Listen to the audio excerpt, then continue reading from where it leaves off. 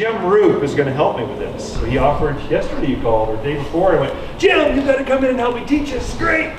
Jim is Monrovia Nursery. His company, it's a family-owned company. Not my company. Well, okay. The company you work for, it's a family-owned company that just probably the Cadillac or the Lexus, the Mercedes, whatever your fancy definition of cars is, he's that for plants. So his grade is better, his plants are thicker, fuller, they hold on to them longer, they give them an extra prune. They're just a little bit more expensive for a whole lot more plants. And so that kind of fits our model. And so we love everything that Monrovia does. They've got a good quality product. So he's our Arizona state rep. He travels Arizona and all the finer garden centers. He kind of helps us up our game as far as plants go. So he's super knowledgeable. He knows all the Latin names even. I know most of them. He knows all of them. He talks in Latin. I talk in common language. So it's great that he could be here. And he's got to connect with all the California folks. So the drought, what's going on nationally. I thought, Jim, you got to give us an update. What's going on? What's in the pipeline? What are we going to be seeing? So if you would, give it up for Jim Roop. I'm going to let him start the whole thing. Thank you. Just curious, how many people are from California? Okay, that's cool. I'm from California too. A good state to be from. Midwest, back east, native Arizonans, whether it's here, okay, cool. So a lot of people from other areas, cool. Yeah, so I'm the sales rep for Arizona. We sell all over the country, and California is one of our biggest markets on the West Coast area, of course. And as you've heard, there's a major drought in California, and there's been one for 3 years, which in some respects has not been a bad thing, because they're starting to change how they're planting, how they're thinking, get some regulations in, not wasting as much water. They still have a ways to go, but they are definitely making progress. New houses and all that's converting over to drip irrigation, which, Arizona, we've been doing drip irrigation for decades. We're used to that, we know how to do it. Arizona, we're ahead of the curve, when it comes to using plants that are drought tolerant, or how to use them, mixing them in with even non-drought tolerant plants, which is okay to do as well. So it's been interesting in the last year to watch California, what they've gone through. Last April, May, when they announced all these water restrictions, regulations, our business in California it plummeted. It probably dropped 30% just, from all the regulations, etc.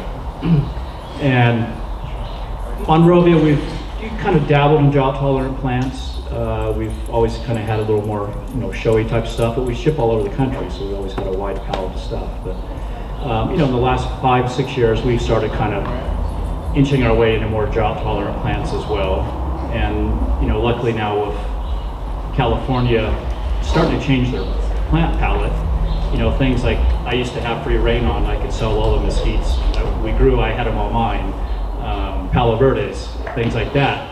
But now the California reps are starting to sell all those items too, because they're good drought tolerant, heat tolerant trees that they're starting to use in new plantings in California. So it's good to see California starting to change their plantings and their focus of what they're doing.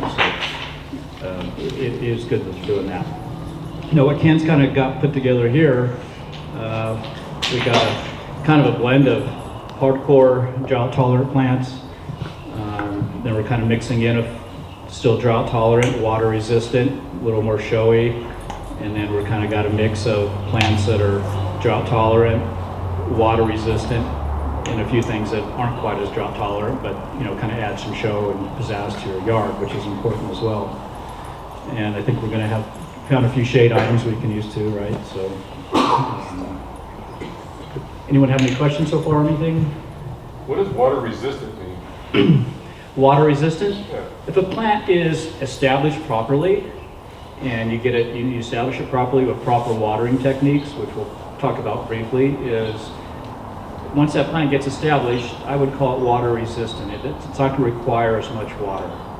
I mean, there's native drought tolerant plants, once they're established, they can go without water But the key is once they're established, even a native drought tolerant plant, you've got to water it for the first couple of years a bit, to get it established, and then it can go off the water.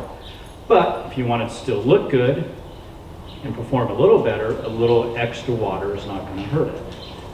So a water-resistant plant is what I wouldn't call it a native plant, but it's a plant that, like Cedrus deodara here, is classified as water-resistant. Once it's established properly and gets growing, plants get into the native soil, it's pretty water-resistant, not needing a whole lot of water. It can survive with a lot of natural water. A little extra water won't hurt it at all. So there's actually a lot of plants I consider water-resistant. But the key is proper watering in the very beginning. You get those roots to go deep. You get the roots to go deep. There's more moisture down there year-round, and they don't need as much water and they perform well, versus shallow watering where they're on top and all of a sudden they start wilting after 4 days no water and it's windy and hot, they'll start wilting. But if you proper watering in the beginning, get the roots to go down deep into the parent soil, they're much more water resistant. My definition, what I find is people don't want natives. That's my take, okay? Because I can't sell them. They're ugly, scraggly things in a bucket. You're coming to my place for inspirational, beautiful, sexy plants that just go, look at me, look at me. And so I've got 2 acres of pretty much local, proven plants that do really well here. I also have the largest selection of natives of anyone in the state, really, right here, except maybe a buddy of mine down in Tucson. He's got maybe more, but I've got a lot of them. We're going to put some of those things together. And so I put together 4 basic plant palettes. I went through yesterday afternoon, I went, okay, hardcore natives. The dusty, dirty, I want to be Southwestern. I want to look like a desert. I want to be Phoenix. I want to look like that. I've got that plant selection for you, okay? Plus I added some appeal to it, some color. So it can't, so many times we think native is, I just want rock, a boulder. If I have to, I'll put a plant in because the contractor made me put through a tree and three bushes. I've got that, okay? We've got that for you. But and some of you are like that, and that's okay. I sold the lawnmower when I moved here, this is you Midwestern folks, and I never want to own one again. If I had a nickel for every time I heard that. And I don't have a lawn either, but I've got that package. And I upgraded here, and I went, okay, these are some hardcore natives, but I introduced some newer takes of natives. I call them Western natives. These are guys that can grow up in the higher altitudes, but they have a little more color to them. So I've got that mix, and we'll go over these. And then I put together I want color, and they're definitely lower water, so water resistive. Is that what you called it? Resistant, yeah. Drought hardy, or Yeah, drought. once you get them established, they'll take abuse. And then I like English gardens. I want to garden some, but I want the lower maintenance, easier to care for plants. So I've got a peony coming up in my raised beds. I never take care of that thing. I fertilize it. I don't water it. I don't do anything. It does go dormant, goes subterranean during the winter, but it's already coming up. It's got buds on it with very little care. I think there are some plants that are tougher than we think they are. I put them right here. Okay, so that's kind of the plant list. So I wanted to go through that because I know this is a plant class. I want to know what can I plant in the yard. And so each pallet I plot a tree, a vine, shrubs, perennials, and 1 select annual. Annuals are those plants that are high color, high fashion, but they're going to die in the winter. This house is full of annual color, so I picked one of those. So no matter what your style, we've got something for you, okay? So why don't we start with the hardcore stuff, Jim? Just go off. This is what everyone came for, is this pallet. Yeah. It's a heavy pallet. And each cart, $300-400 worth of plants. Okay. Why don't you pull that sumac around? That's a staghorn sumac. Put this, because it's not native, just pretty. This I have in my backyard. Now my backyard is low maintenance. I have a heavy clay soil. It's on a north slope. So I've killed more natives, and I rain harvest, and all kinds of crazy stuff, passive rain harvest, trying to get my soil to absorb stuff. So I'm playing with this low water stuff. In the backyard is where the entertainment is happening. So next weekend we're gonna have a huge Mother's Day party. The whole family from all over the state is coming in our backyard. It has to be looking good, okay? My backyard is native stuff, low water, low care mainly. I want it to go on its own. And so there's ponds, there's waterfalls, there's spas, there's grills, there's beautiful patios, huge. It's almost resort-like.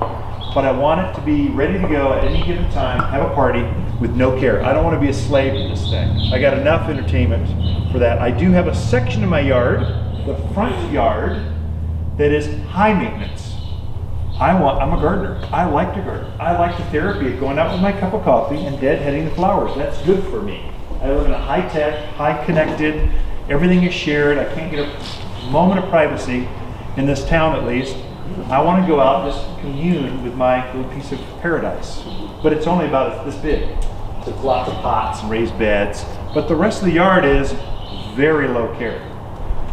This is one I use behind the pond. I wanted that palm tree look. So it gets up about 10, 12 feet. Gets this beautiful lacy foliage. It's up, has this umbrella shape like this. So it forces the eye to come forward and look at the pond, which is a highlight. That's where all the birds are, that's where the water is. You just walk back there and you go, oh, this is nice. But I want to force the eye to look here. I didn't want something so large though that took the view of the granite dells. So I've got this beautiful, so I look down the valley and I look at the granite dells and all that's going on. So I wanted this in between size. Something that's large but doesn't take away the view. Sumacs are tough. Anytime you hear the word sumac, it's good. Now there is a poisoned variety of sumac. No, we don't sell that one. Okay, we got all the others. But all the sumacs have this irritating taste, texture, where the animals don't eat them. Javelina, deer, rabbits leave sumacs alone. Even the gophers leave sumacs alone. At least mine. Yours might fool you, but this gets beautiful fall color, reds and oranges. And it gets about this big. I watered it for 2 years, put on the drip system. I took the drip emitter, folded it back, taped it off, just because I'm chicken. I thought, well, if it ever needs water, I could give it to it just by untaping it. I didn't actually just plug it, which I should have. But this plant, just water it for a couple of years, then let it go on its own. I fertilize it once or twice a year, just to bring the color out in the fall. But that's all I do with that. That's the tree form. I got a fun idea for you. Yeah. It's called staghorn sumac. It's a common name because as it gets older, it kind of looks like horns from a deer, elk, or something like that. And it's actually it's a multi-season shrub. You know, it's got the fall color, it's attractive leaves, and in the wintertime, no leaves, but the branches are very attractive. So Ken, when it gets bigger, and it's got that great character of the branching pattern, yeah, put some lights on there during the winter time. That would be pretty. That'd be yeah, it'd be really nice. Yeah. I actually have uplighting quite a bit.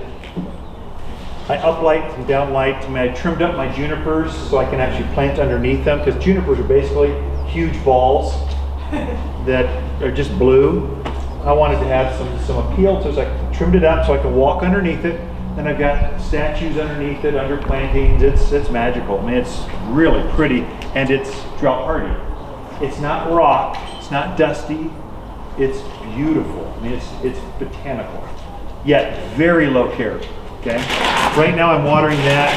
What do I water? Every 10 days? I think I just upped it. So I was at every 14 days, and now I'm at every 10 days. I'll probably keep it at that through summer. So I've got some things on drip, some things not. I want to keep them looking good through the year. If you don't water them sometimes, April, May, and June are the hot, dry months. They'll tend to go through our natural cycle where things kind of get a little crusty looking.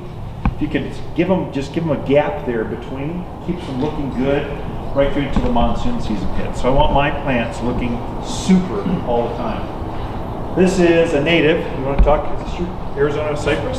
Yeah. The blue pyramid Arizona cypress. I brought the blue because that's the special select Monrovia Bluer than blue. Yeah, Arizona cypress, native to Arizona. There's different varieties of them out. This is one of them called Blue Pyramid.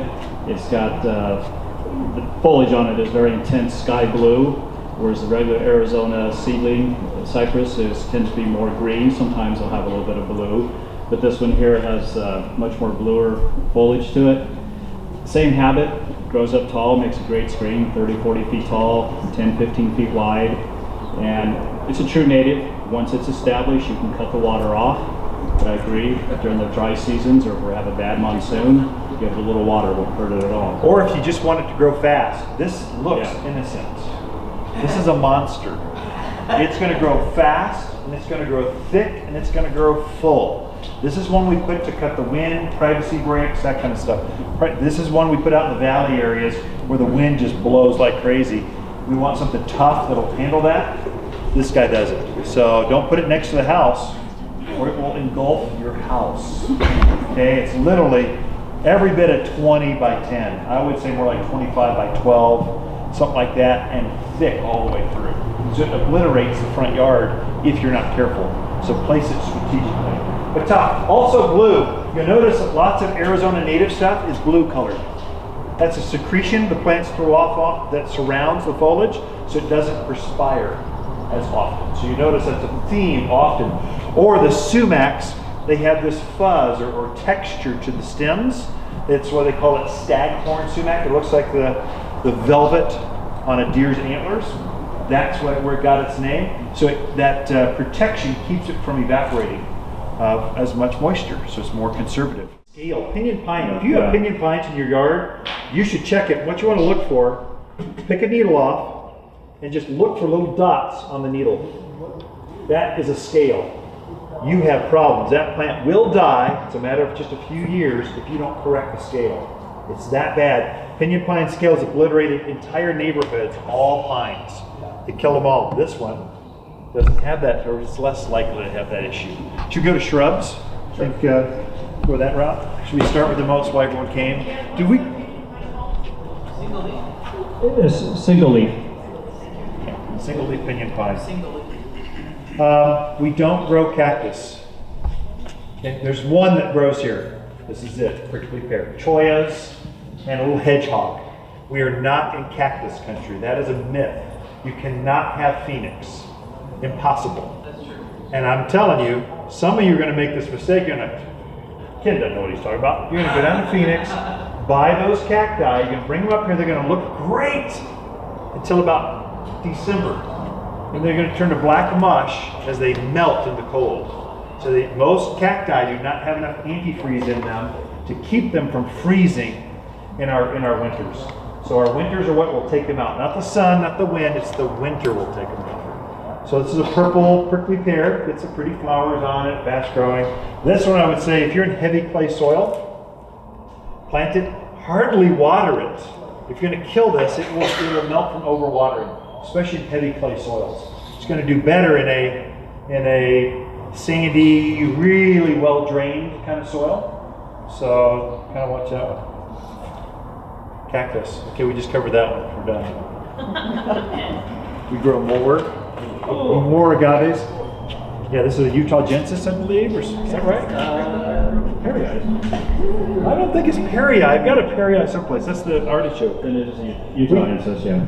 Yeah, this is one that grows wild up by the canyon. Yeah. So real high elevation. Very hardy, yeah. And you got a bonus plant in there or something. Yeah, it looks like prickly pears coming up in it. So this is also called century plant. We got a couple, 3 different varieties. This is one that has that big white flower. It grows almost a foot a day and just tremendous growth. This is the one that does that. And they say it's a century plant because once every 100 years it blooms. That's not the case. It takes about maybe 10, 15 years. Finally blooms, comes out.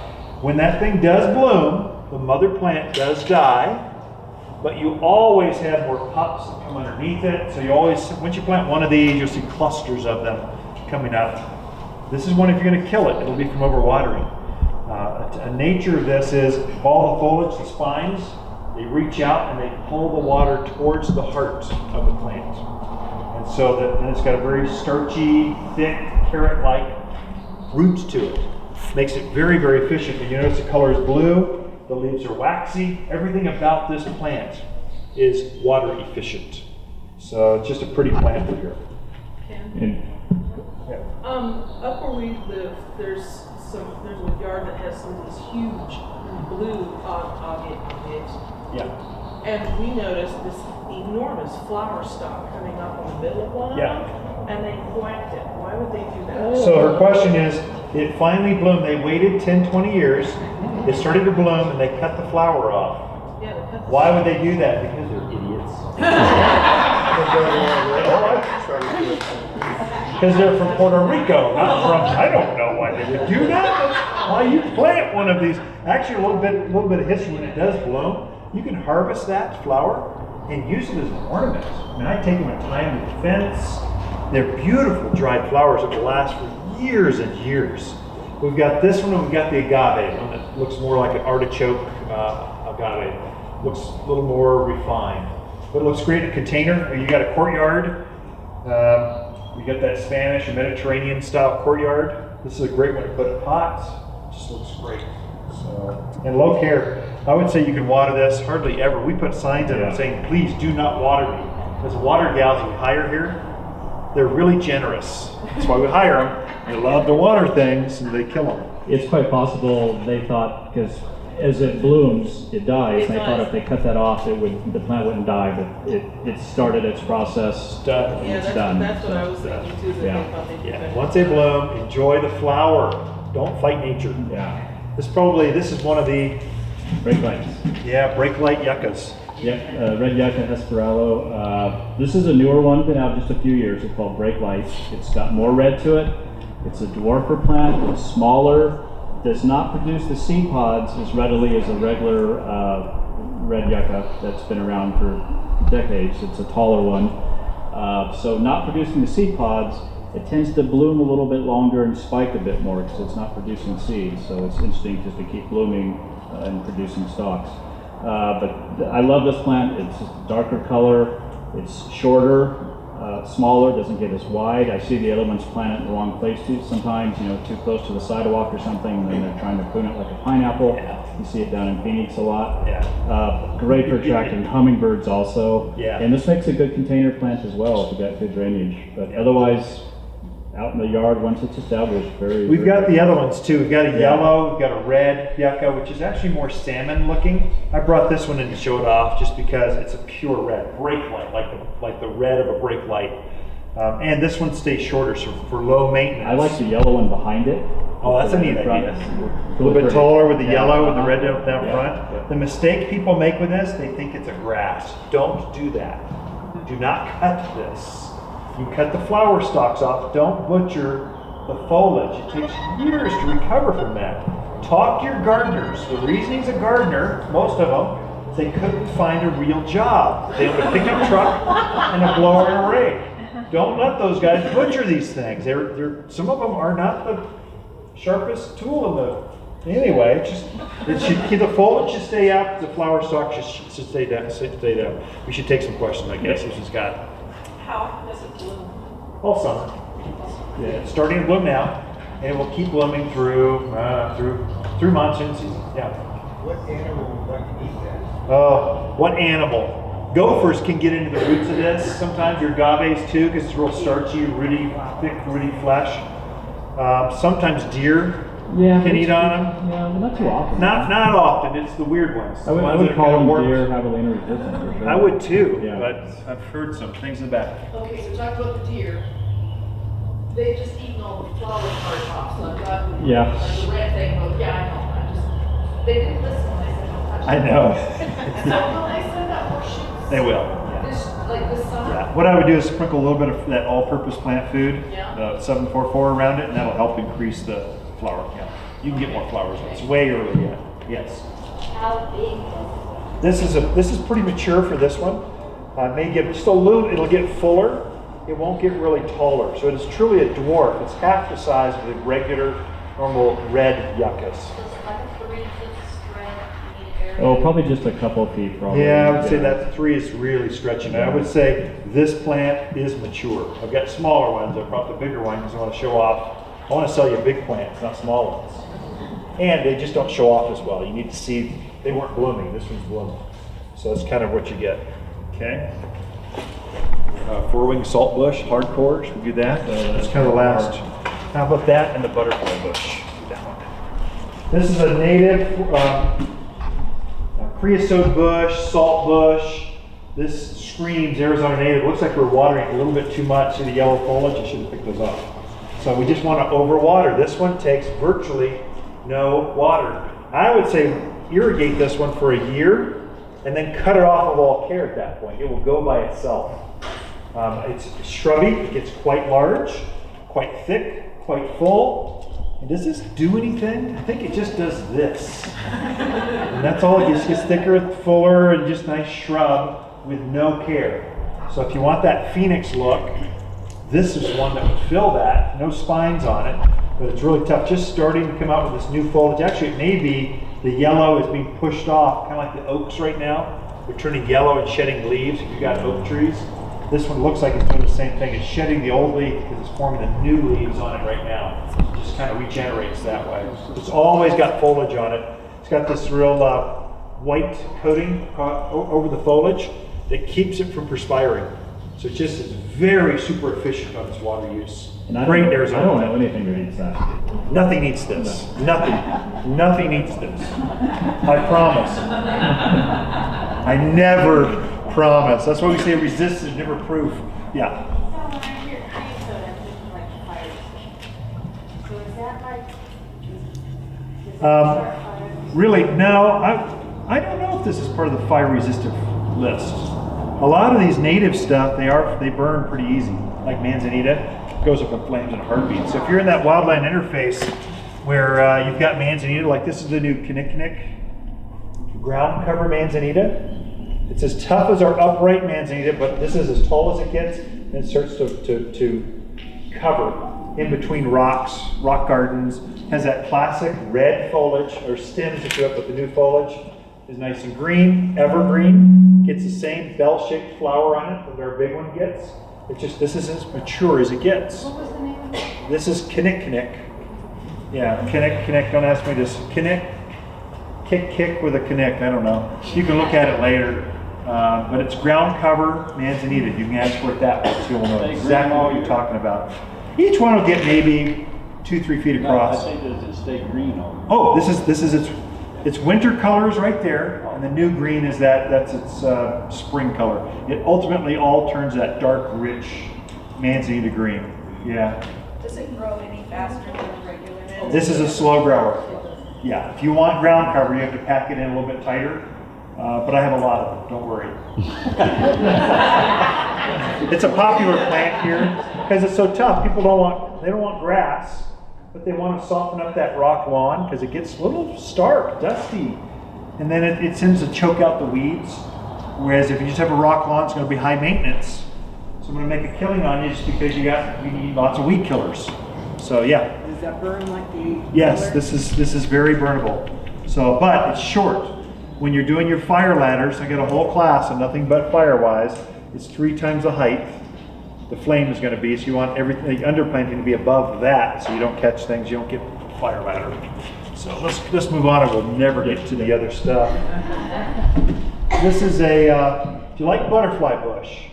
That big, they also call it summer lilac. It's got the same lilac flower, but it blooms in summer after all the lilacs.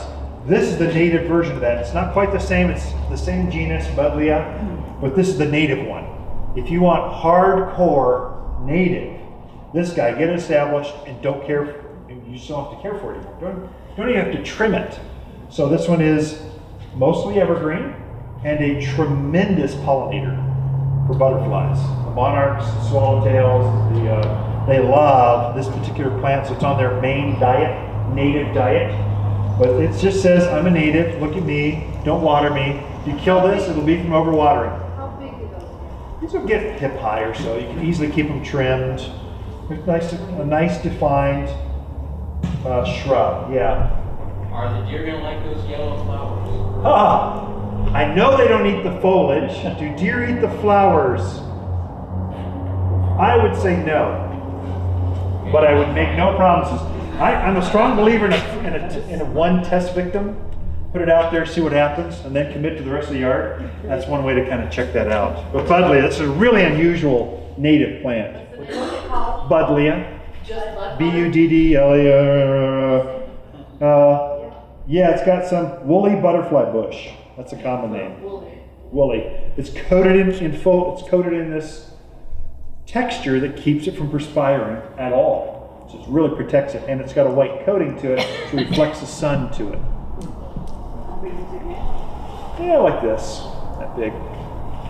What else should we go to? Move on to that there, or Why don't I cruise really fast through all the rest, and I'll take no questions, and I won't talk as much. then after class we can answer your question. Yeah. So I brought a perennial. This is one I keep on my mailbox. This is called Gaura, G-A-U-R-A. It gets up about, the foliage is like this big, but then the flowers hover above the foliage. It kind of the breeze catches it.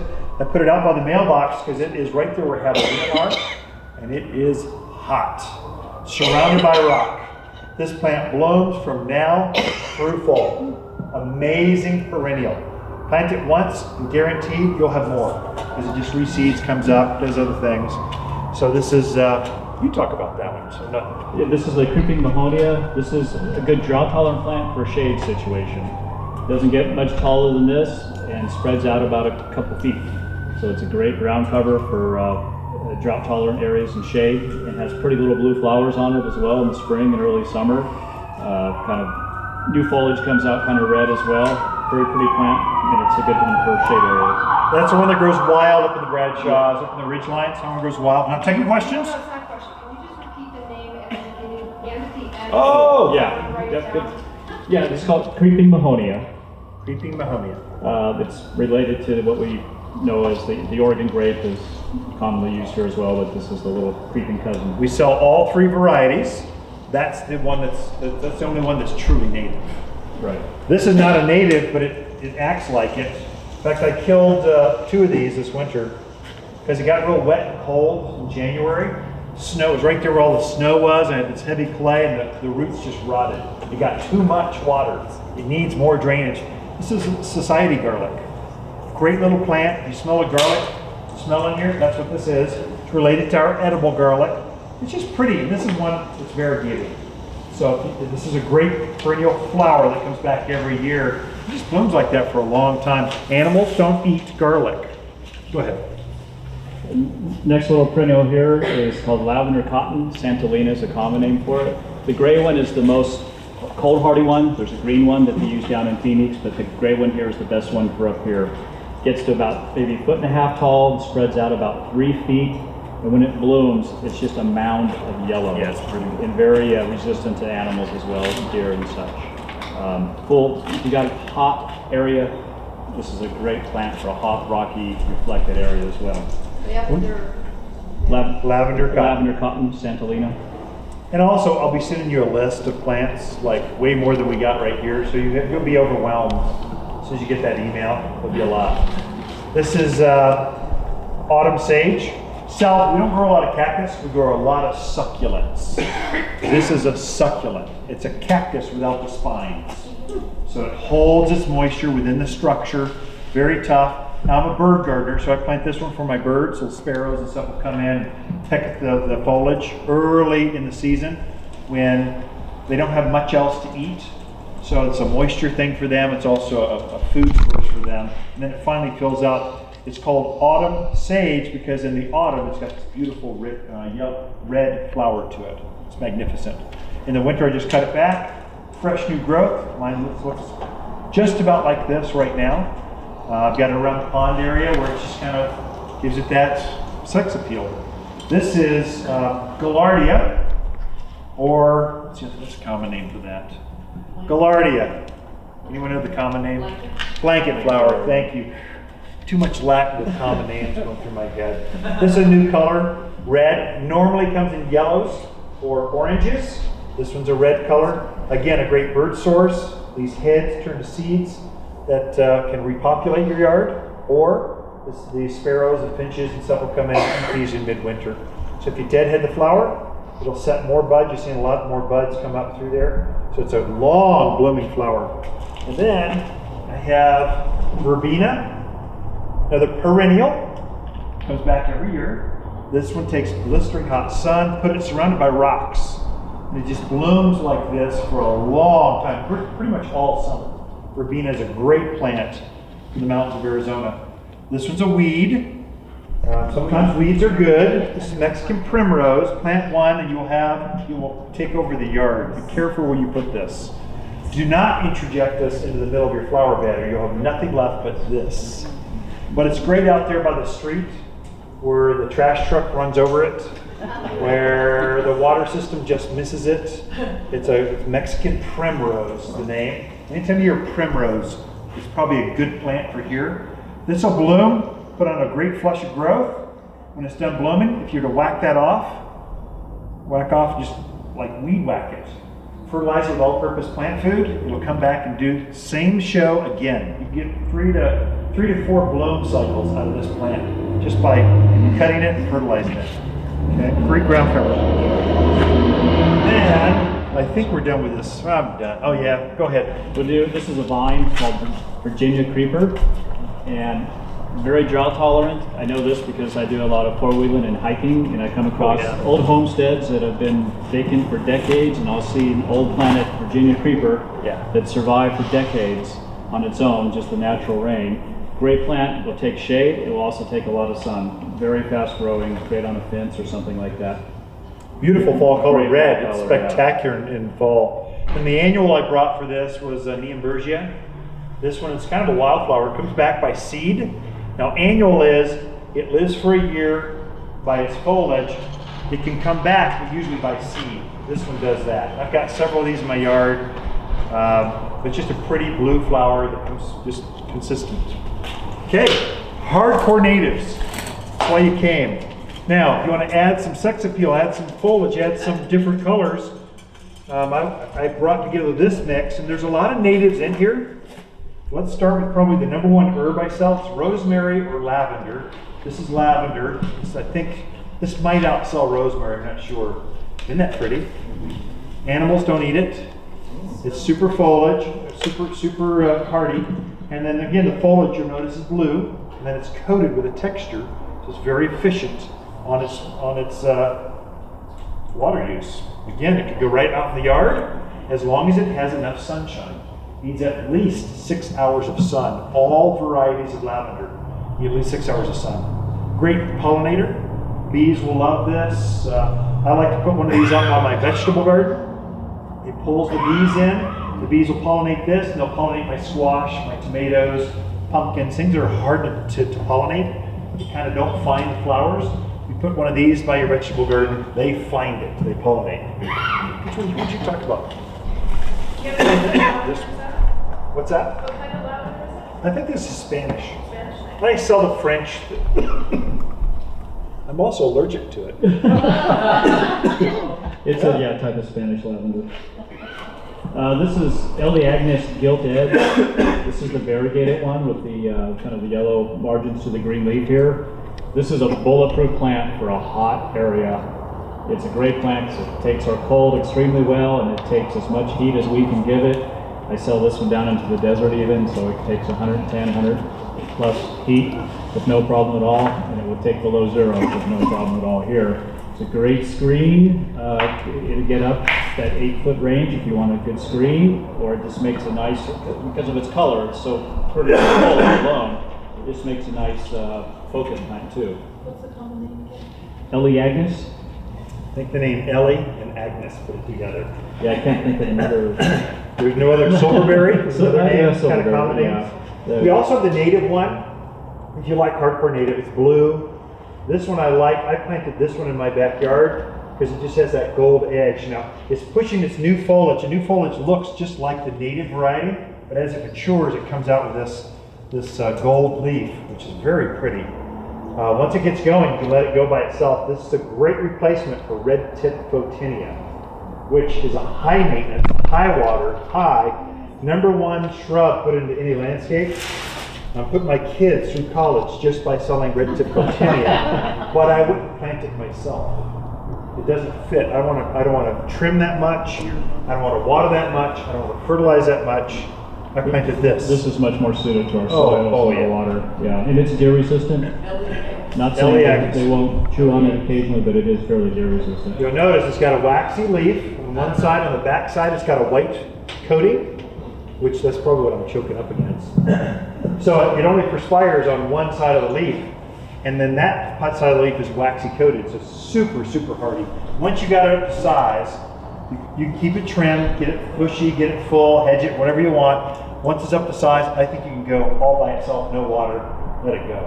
And the animals don't eat it. We have a lot of yuccas that grow native. This is a native variety. This is related to banana yucca. What's the exact variety of this? Yucca scutati? Oh, okay. Scutati. Anyway, that one, I've got another native, but you'll see these growing wild out Williamson Valley Road, that area. It just does this. If you just want this grape in a pot, in your courtyard, just looks Spanish, looks Mediterranean, looks great. Gets pretty white flowers that float above the foliage. Again, this is all you do. When you're fertilizing this, if you're going to fertilize it, which I encourage, make sure you don't fertilize on top of the foliage, because again, it brings all the water and the food right to the core. So with these natives, you got to be real sensitive on how you're going to fertilize. You want to make sure you fertilize underneath these foliage are outside here. Very thick root, like a big carrot. So it stores a lot of moisture in its root systems. The only problem I've had with this is gophers like to eat the roots. Other than that, no issues. Big flowers too. Pretty flowers. Good. This is one of my favorites. It's called Desert Spoon. It's used everywhere from northern Mexico, where it's native to, Phoenix, Tucson, all the way up to here. It's very cold hardy, take below zero. It gets up to about, probably 3 feet wide at least, maybe 4 feet wide. Give it some room. It's a beautiful white flower stalk on it. It's probably about 4 feet long when it blooms. And I always like a plant with a story. Does anyone like tequila here besides me? They actually make a great, very much tequila-like alcohol from this in northern Mexico. This is where they harvested that. It's called Sotol, S-O-T-O-L. Very hard to find. There's only 2 distillers in Mexico making it, and tastes like a very fine tequila, a little more complex flavors for anyone interested. Give me that thing. Desert bloom is the ocean. Desert Spoon. Desert spoon. It looks like a yucca only with thorns. It's got an interesting character to it. Makes a great container plant because it gets nice and full. It'll actually be full, just thick of this foliage. This is kind of small yet. It'll double in size this year, but it's a great little container plant. Or raised bed, or right in the yard, either one. This is a weed. I do not plant this in my own yard, but it's a popular seller. It's called rabbit bush. I don't plant it in my yard because it reseeds too easily for me. So it comes up every place. If you plant one, you're going to have dozens. You're going to be some maintenance to it. So you're going to get up about head high. In this range with some yellow flowers on it. Great little evergreen. This is the color it's always going to be, but you notice again, kind of blue colors against it. It's got a foliage that animals don't eat. Javelina, deer, don't bother it. So it's a great plant for here. Just be careful. Don't put it someplace where you just have a bunch of them. So kind of watch what you do with it. It's tough. Should we go over some pretty stuff? Again, this is probably one of my #1 sellers. I wouldn't call this truly a native. It's just real drought hardy. This is salvia, or autumn sage. Okay, hummingbird delight is what this is. So it gets up about this tall, knee high or so, kind of ball shaped, and just does this from April through November. Great plant. Just loves a hot area. Yeah, hot. Yeah. Plant this in the heat. This is right beside my Gara, wherever the Gara went. So I had anyway, I put these side by side, and hummingbirds just think you literally see a hummingbird flying across the yard, like at breakneck speed. It looks at this and goes, whoa! Shoo! Zooms right in on it. If you're a bird gardener, you have hummingbird feeders, you need one of these. Comes in 3 or 4 or 5 different colors. This is a new color from a friend of mine down in Tucson. He patented this and grew it.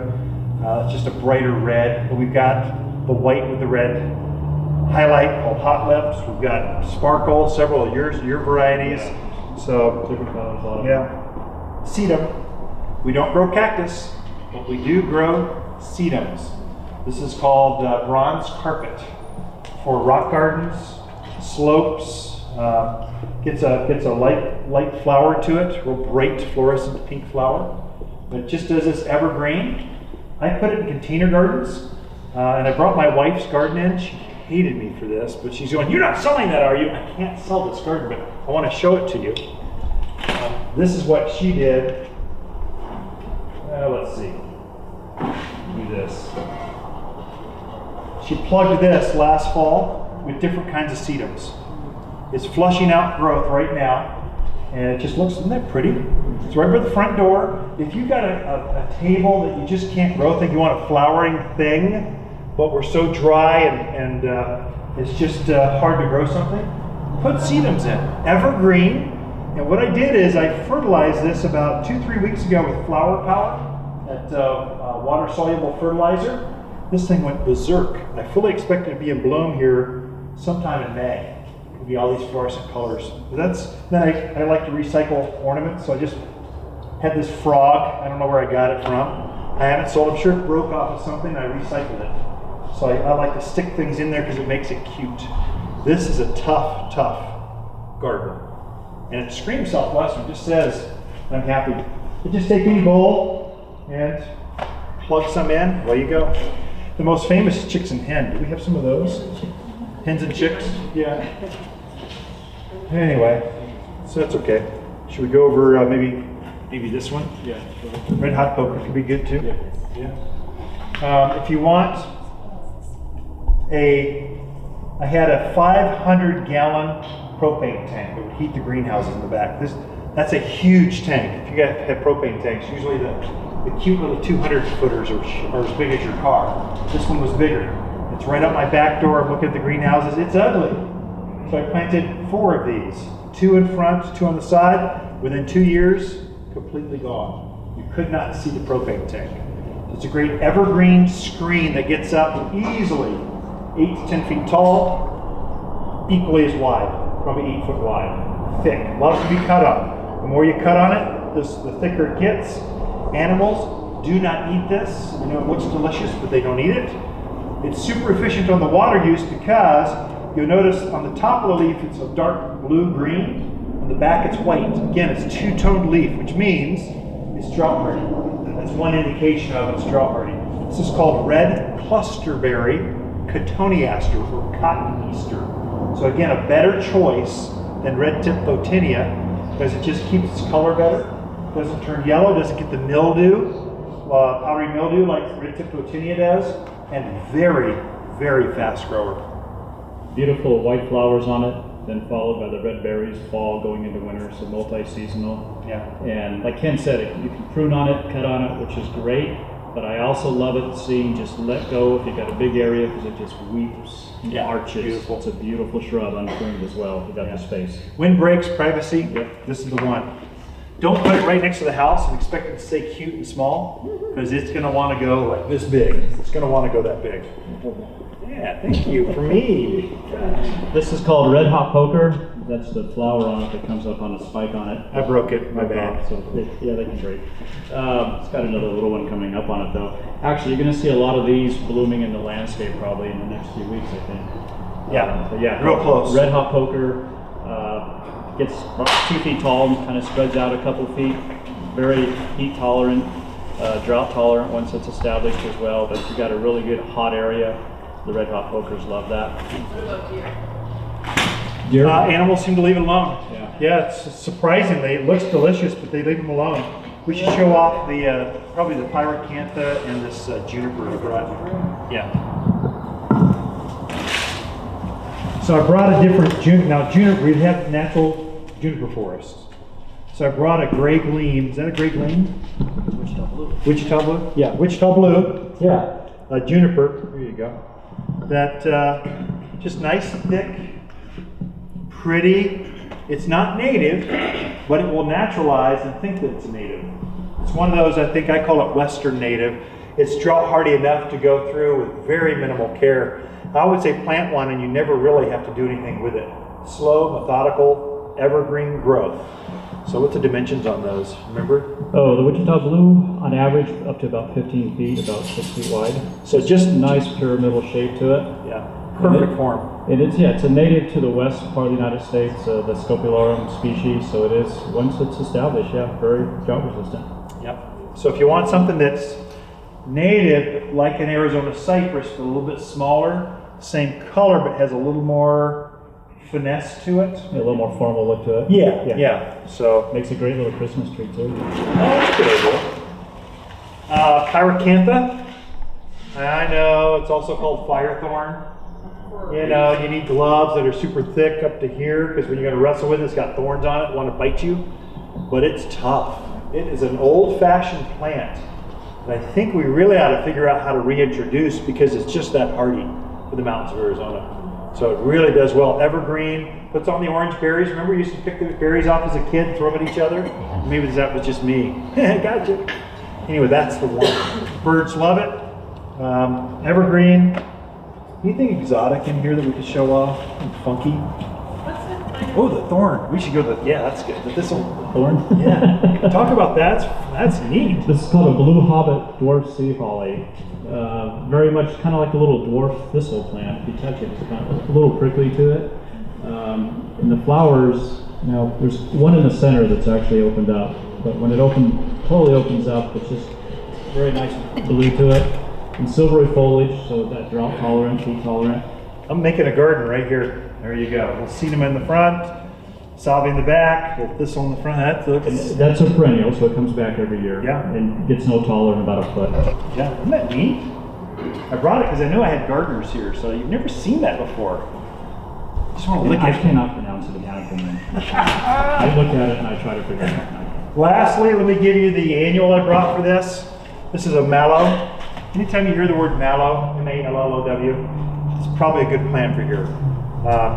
Globe mallow. There's several perennial mallows. This is the annual variety, so it's not going to winter over. It can come back by seed, but it just does this all season with very little care. Lots of bright, hot sun. It's going to like it here. Good container plant too. Oh yeah. Okay, let's move to something more native. Let's start with the hardcore. Let's start with Apache plume, shall we? This one grows wild. Again, this one I water for just 1 year, then I cut it off of all irrigation. It's called Apache plume. Puts on a white flower, and it puts on these tassels all in the same plant. Kind of a neat little plant. Gets up about hip high or so, kind of ball shaped, very consistent. Animals don't eat it. It's a great native for here. If you're really into native stuff, this one you could really get going on, make it go. So I put it in this mix. In addition, this is probably the #1 seller of all of them. These could be companions. This is Russian sage. Go ahead and take that off. Russian sage. This is a new one that's called Lacy Blue Russian sage. It's a dwarf. So the regular Russian sage gets up about this tall, blue spikes coming up all summer long. This one stays shorter, just above knee high, so less likely to be an issue. Sometimes these are a weed. They come up every place. They want to sucker. They want to run. There's a place and time for this, but you can easily get too many, and they take over the yard. So I'm starting to use more of the miniature or dwarf varieties because they're less maintenance. Here's what I do with mine. I put it in the drip system for 1 year, then I cut it off of all care. These tend to get overwatered. They get this drunken state where they start growing. They get so much water they just flop over and they fall over all over themselves, like in a drunken stupor. Abuse these. Don't overwater them, and they'll tend to stay nice and spiky and upright better. Hummingbirds like it, bees like it. Great pollinator plant. Yeah, super pollinator. It's a sage. It has a smell of sage, which means animals aren't going to like to eat it. They don't like that herbal scent to it. I used to cut mine down every year. I still whack on mine pretty hard. This one's out by the street. I've got this and the salvia. Just I wanted some high colors you drive by. And I'm not listed in the phone book, but I get all these people that find me somehow. They do these slow drive-bys. I wonder what Ken's house looks like. So it's got to look good. So I have this right on the street with the red salvia. And then I've got butterfly bush behind it and some junipers to kind of create this wall effect. So I have some semblance of privacy. Not much, but anyway. What was that variety called again? That's lacy blue. We sell 3 or 4 different varieties of Russian sage. We also have the standard one. If you want the big one, we have that too. I have this one at the front edge of my pond. It's called tiger eye sumac. Again, anytime you hear the word sumac, you know it's going to be a tough plant. So I wanted something very short. I wanted to feel like my pond is just erupting out of the yard where there's life, about oasis effect. But I want it to be native. I want it to go by itself, tough. So I put this short sumac in front of it. This is as tall as it gets. But then it spreads out like this. So I plant one, and then I've got several that kind of pop up in places. So when they pop up where I want them, I keep them there. And when they don't, they're pretty easy to take a shovel, pop them out, and I just thin them that way. But again, this is its color. So typically the pond, I'll let go a little bit on the dark side, like not green algae, but I don't want it to be crystal clear like a pond. I want this illusion of depth in my pond, kind of an English garden kind of feel. And so the darker water with this light yellow foliage is quite stunning and very tough. What's that? Full sun. So right out there in the backyard where it's just full sun. So this will take, I would say, sumacs need at least 6 hours of sun, which is our definition of full sun. If a plant can get 6 hours of sun, that's enough for full sun. A tiger eye sumac. If you got dark rock, this would be a great one because contrasting, got that dark chocolate or mocha colored lawn that you got out there, that rock lawn. This would be a great one to soften that out and look real good. What else do you want to talk about? Why don't you talk about this sumac? Another sumac. Yeah. Now, this is a dwarf sumac. Grow low sumac, and it's related to the staggering sumacs we were talking about there. But this one stays low and spreads out, maybe gets up to about 3 feet and spreads out about 3 to 4 feet. Beautiful, intense red-orange fall color to it. It's really known for that. Very drought tolerant. Once it's established, it really does not need much water at all. And it can take a little bit of shade too. It's often it's an understory plant where it's native from too, but it will take full sun too. Truly a native. I mean, it's Yeah. hardcore native. Yeah. I mean, once you get established, I'll put these on hillsides where we need erosion control because it stays low, but it spreads, it comes up in places. And so it is deciduous, it'll lose its leaves, but very tough. It looks delicate. I don't know why it's so tough. Let's have a root system that goes with China. No, skunk bush is different. Oh, okay. It could be. Maybe there's a common name of skunk bush. Don't know. Oh, Anyone know if that's named skunk bush too? I just know Burlo sumac. The native plant. This is called yucca. Not bear grass. What's the name? Banana yucca. Banana yucca. Only I brought the red variety. Normally they're white. So this one grows wild out Williamson Valley Road, that area. It could be great in a container, or it could be right out in the yard down the driveway. Once you get established, I'd say water it for a year, cut it off of all care, doesn't need any more water after that. So anyway, blooms like this for a long time, pretty much all summer. How large does it get? It gets up pretty good size. It'll be like this big, 3-4 feet by 3-4 feet, something like that. so this one's called bear grass. This is a true native to the area here. It's mixed in with the oak scrub, wild, yeah. So it's called bear grass, and the Lena is another common name for it too. Gets about 4 feet tall, 3 to 4 feet maybe, and then the flower spikes on it can go up to about 6 feet on it. And when the flower spikes on any of the yuccas and the Lenas, they bloom, but that does not cause the plant to die. Only the agaves, when they bloom, does the plant die. But any of your yuccas and then the Lenas, they'll bloom every year. Beautiful flower spikes to them, attract bees and stuff, and the plant doesn't die. It's a great true native. Once established, you don't need water. Most of the grasses you see growing out in Prescott Valley and Chino, that's it. That's the one. Do not treat it like a grass. Do not cut it back to the ground each year like a pampas grass. Pampas grass that's a weed in my book. I'll never plant one myself. It's a number one, it's a popular seller, but it's just high maintenance. I'd rather plant the bare grass. So I've got lots of those in my yard I've put in because I just don't, they take virtually no care once you're planted. They're like, go by themselves. We don't grow cactus, but we do grow succulents. Are we getting a theme here? This is a couple of succulents. I've grown this actually in a pot about this big. And literally these tendrils will burn out right to the ground. They're spectacular. Evergreen, just different colors.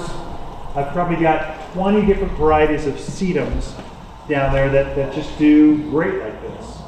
Fluorescent pink flowers, colors of burgundy to blue to chartreuse to green. They're fun. Every yard should have some sedums in the yard. Yeah. If you do a container garden or a container planting and something like a sedum or whatever, do you have to worry about how cold in the wintertime? So our question is, how cold hardy are the sedums? The varieties we have are perennials. They'll take our cold. There are quite a few sedums. There's a lot. It's a huge family of plants. So there are some that are annual, mainly the California varieties that will not grow. They won't winter over. So we have all those in the houseplant room. But those will winter over. These are all winter over. Yeah.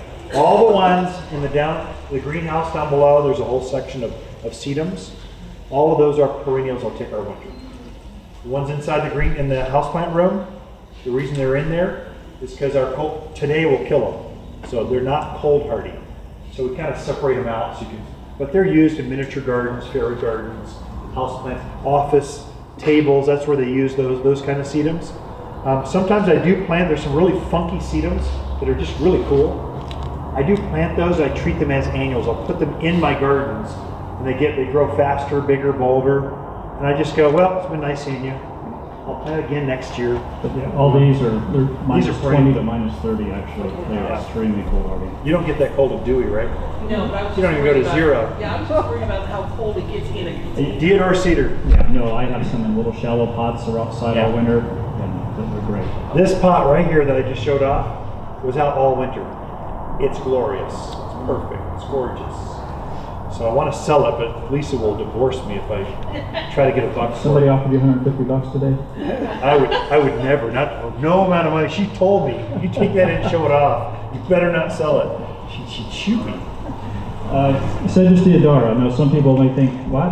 Cedrus deodara under a water-wise plant list, but under many Payson, Prescott here, they do list it as a water-wise plant.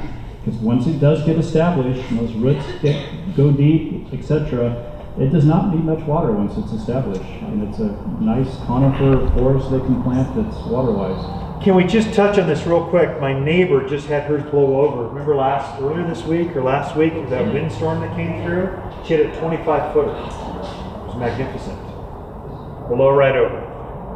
Because we're in heavy, heavy clay soil, north slope, and I don't think she was watering deep enough to encourage the roots to go deep. And so when I went over to help her, looked at it, and the roots were this far into the ground, and they spread like crazy all over the place. So it never truly got down deep, rooted. It's important to water your natives for a long time when they first go in the ground. You want that water to go through the root zone and then deeper. The mistake, this is hard for you Californians, okay? People from the Northwest. It's hard for you to wrap your brain around this. That water, we gotta push that water deep down into the soil, and it can't be done on a drip irrigation system with 15-minute water cycles every day. You need to water 2-3 hours at a shot. Deep water. It's got a 1 gallon per hour emitter head. It's got to run for an hour just to get 1 gallon. This thing needs 5 gallons of water a week to get it deep watered. So how long do you need to, if you got one emitter head there, how long do you got to run that system to get enough water on this? 5 hours. Or 2 heads for 2.5 hours. Or 3 heads for an hour and a half. These drip systems have to run for hours to get enough moisture pushed down into the soil. If not, what you'll have is we'll go through a drought cycle, and then even the natives will get stressed out because their roots are only about this deep and they get sunburned. So it's important to get your water correct. I'll put that on the water guide too, Ken. Help me remember to get the water guide to the folks. Okay. All right. I think it'll live. They propped it back up, staked it. I don't know how long it'll have to be on stakes, probably forever, but I think it'll live. It's just a few roots broke. The main structure, I think it'll be okay. I hope so, because it's a majestic tree. Covered barberry, should I even include that one? Once established, it's tough. Very tough. Yeah. Barberry. Saw a lot of them. Golds, reds, oranges. There's a lot of barberries. It does have a slight spark needle to it or spine, which makes it tough. But if you need something really pretty, that I wouldn't call this native, I would call it water-wise or tough. It'll go on the same water cycle as the rest of your natives, but I would never cut it off completely of all care. But it would sure come close. It's got a lot of color, and it gets up about, this particular variety gets up about 3 by 3, ball-shaped. We've got some that are upright, we've got some that are low-growing. There's a lot of different barberries, because barberries just love sun, wind, heat, dry. It just does well for Arizona. Pretty deer resistant too, isn't it? I don't know. Anyone have the deer eat your barberries? See? Yeah. I mean, I know from Flagstaff they use it a lot, so I think it's pretty deer resistant. Yeah. So. Deer and elk. Elk are big up there. This one I know is deer resistant. This is euphorbia. It's a perennial euphorbia. Now, this euphorbia is a big family of plants.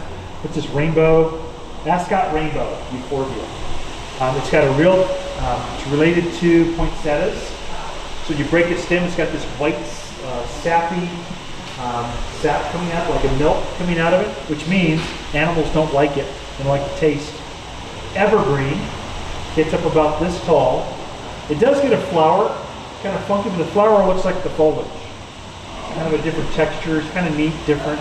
But if you're into flowers, already really tough flowers, that's a great perennial for here. What are we doing time-wise? Should I check? Ooh, we're running out. Okay, let me buzz through on this side. These are plants that are not on any native list, but I think they're tougher than we think they are. One, lilacs. Actually, a lot of lilacs are on the drought-ready list, but it's usually the big one. I brought this one because I've got this in my backyard. I do with the natives. This is called bloomerang. It bloomed 4 times last year for me in the backyard. So I put it right off the patios where it's always blooming. It's got the fragrance of lilac, and lilacs are tough. Full sun. It's a miniature though. It only gets up hip hop. It's not going to be the same maintenance you're going to need for these gigantic. Most lilacs are huge plants, 6 to 8 feet tall. They're magnificent, but they take a lot of maintenance to keep them going. This one, I put it right off the patio because I don't want to maintain. It's not just about water. I don't want to deal with you. So I want low care, dwarf, easy going, always looks good, on stage, every time I have a party. That's my backyard. It could be good right next to the house. Because again, it's dwarf. It could be a subplanting, you bet. Fragrant though, super fragrant. Mine's still in bloom. It's been in bloom for over a month.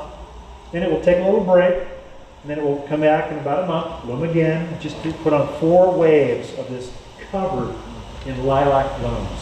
So bloomerang, just brought that one because it's different, and I think it's tougher than we think it is. It could get mixed into a native landscape, fit right in. The house we just moved into in Mountain Club there was 2 lilacs. There had never been on drip irrigation. Nice. And they're fine. They're tough. They're tough. I would say this one I have in my backyard. It's not on any list. It's a great vine. I've got a classic mountain home. Just the basement's dug out, 2 stories. I've got lots of walls that are just stark and harsh and cold. I wanted to soften them up, so I put a trellis on this 6-foot wall, and I had this akebia going up an evergreen vine, very fast growing, evergreen vine, and I treat it just like my other natives, and it's fine. It adapts, it goes, I wouldn't call it as hardy as the Virginia creeper, but it's darn close. It's because the foliage is real waxy on both sides. So the wax holds that moisture and so it doesn't perspire as easily as, let's say, a clematis or some of those things. Akebia. Has real fragrant little flowers to it. If you follow us on YouTube, go to YouTube and just subscribe to Waters Garden Center. I show off my gardens pretty regularly.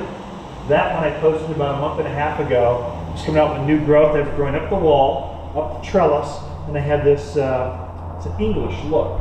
It's got a iron rod bench sitting there. It grew up the lattice, up the fence, and it's engulfing this beautiful, just a beautiful garden piece of art. The vine is making it go. And it was in bloom, it was fragrant, it's right there where we entertained. It's everything I want in my backyard. Low maintenance, low water, easy care, always looks good. And attractive. What about deer and rabbits? I had it in Skull Valley, right out in the orchard. And elk didn't eat it, rabbits didn't eat it, javelina didn't eat it. Here, it was right on Kirkland Creek. So we had everything there. And they seemed to leave it alone. So, you want to talk about Hypericum? Hypericum, this is one that's actually fairly new in the last couple of years, actually. There's one called Ignite Red. What's this one called, Ken? Red Flame. Red Flame. Red Flame. Yeah, so it's a Hypericum. Some people call them St. John's wort. This is more of an upright shrub one, probably to about 4 feet, maybe 5 feet. Has beautiful little yellow flowers on it in the springtime, but more importantly, after the flowers, it has little red berries on it that are easily the size of your thumb, if not bigger, and those show all the way through summer in the fall, and it can have a little bit of a yellow fall color to it. Takes a lot of sun, takes a lot of heat, drought tolerant, water resistant once it's established, but I love the flowers on it, and when it gets the berries on it after the flowers. We're trying to introduce more of these St. John's worts because they're so tough and they're pretty. They don't get enough credit, but I'm really hopeful that California, I don't know if we can have this on film, but I hope they stay in drought. We need California to stay in drought. If they come out of drought too soon, they'll go right back to the ways they were, which were water pigs. They're grotesque in how much water they use. It's ridiculous. For the Southwest, you gotta be kidding me. We need them to stay in drought free so they adapt to our way, and then we'll get some of these new plants that are difficult to introduce because only Arizona's in drought. Maybe southern Colorado, New Mexico, there's not enough bodies to get enough traction. If California comes on board, we can change the world, how people water, how people plant. We'll really make a difference. So I hope they don't run out of water.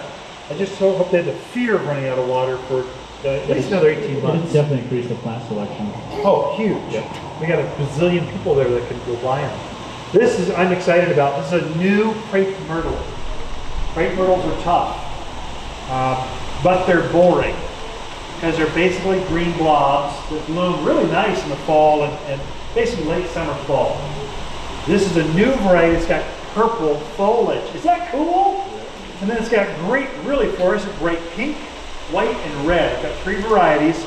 So now we've got some good appeal, even without the foliage. It just looks good. Now, crepe myrtles, we grow better bushes than we do trees. So I don't know why. I think the winter takes the tree forms. Like the shrubs, this will go down to minus 10 degrees. It's a really tough little plant. Drought hardy, loves sun, loves wind. Exposure, even for you up on those ridge lines, those great views, this will take that wind and sun that you guys have. I love the sound of rain. It sounds good, doesn't it? Crepe myrtle. This is a variety of Plum Magic crepe myrtles. Plum Magic crepe myrtle. Again, it's not on most lists, but I think you could treat this just like a native from that same drip system. It would do just fine. It would bloom every summer through early fall for you. Great fall color too. Then we got to wrap it up. I think we're going to get. Why don't you talk about your new Ito peony? Spectacular. Yeah, this is a peony. It's called an Ito peony. It's a cross between a herbaceous garden peony and a tree peony. Probably a decade ago, these went for probably $200.